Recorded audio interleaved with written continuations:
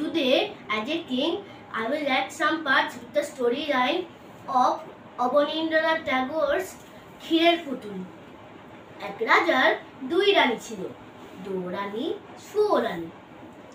সুয়োরানী রাজপ্রাসাদে থাকতো আর রাজা ওকে খুব আদর করতো। আর দৌরানী একটা ভাঙাচোরা ঘরে থাকতো আর তার প্রতি ছিল রাজার অযত্ন অনাদর। একদিন রাজার বিদেশ যাওয়ার ইচ্ছে হলো। রাজা বললেন, মন্ত্রী, আমি দেশ বিদেশ বেড়াতে যাব, তুমি জাহাজ সাজাও।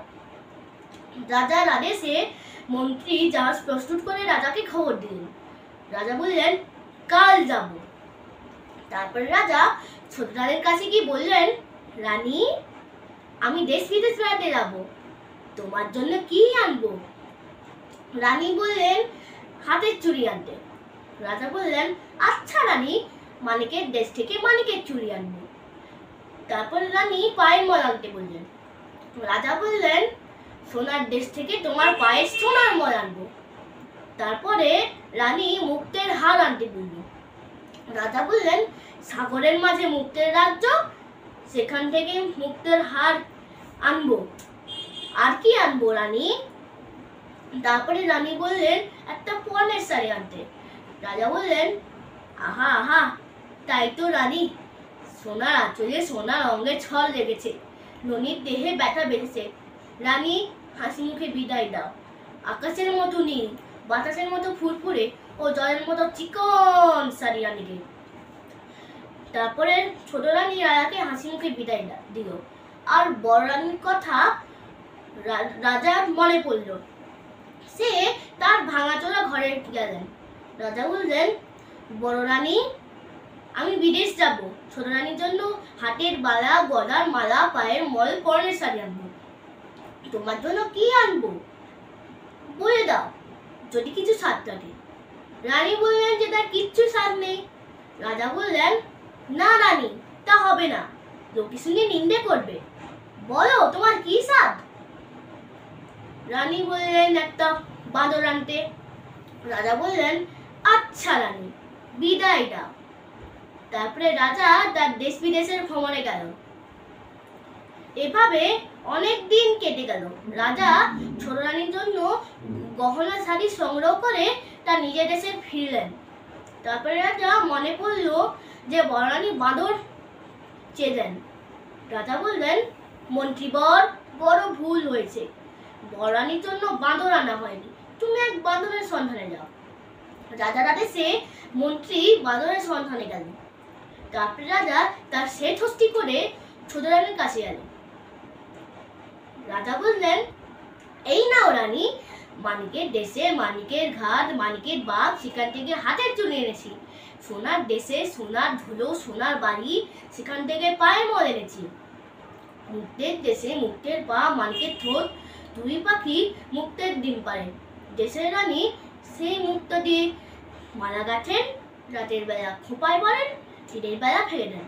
রানী, তোমার জন্য সেই মুক্তের হার এনেছি। রানী, এক দেশের রাজার মেয়ে এক রেশমে 7টি সুতো কেটে নিশুরি গাছের ছাদে বসে 6টি মাসে একখানি শাড়ি বলে একদিন পরে পুজো করে ঘরে এসে ছেড়ে দেন। রানী, রাজার মেয়ে দেশ থেকে 7 জাহাজ সোনা দিয়ে রাজকন্যার হাতে বোনা শাড়ি এনেছি, তুমি একবার চেয়ে দেখো, পৃথিবী ঘুরে তোমার জন্য গহনা শাড়ি এনেছি, তুমি একবার পরে দেখো। তারপরে ছোট রানী রাজা রানা গহনা শাড়ি পরতে লাগলো, কিন্তু গহনা শাড়ি তার গায়ে মাপসই হলো না। তারপরে রানী রাগ করে গহনা শাড়ি রাজাকে দিয়ে দিলেন। আর রাজা মলিন মুখে রাজসভায় ফিরে গেলেন। রাজা দেখলেন তার সিংহাসনের পাশে মন্ত্রী দাঁড়িয়ে আছে একটা বাঁদর ছানাকে নিয়ে।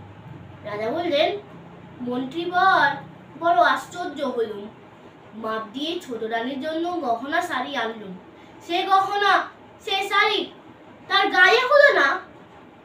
তারপরে বাঁদর বলল যে ভাগ্যপতি পুণ্যপতি না হলে গহনা শাড়ি পরতে পারবে না, ওকে রাজভান্ডারে তুলে রাখো, ঘরে বউ ওকে পরতে দিও।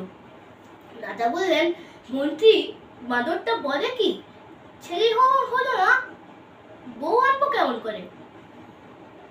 গহনা শাড়িকে রাজভান্ডারে টেনে রাখো, যদি ঘরে বউ আসে ওকে গহনা শাড়ি পরতে দেব।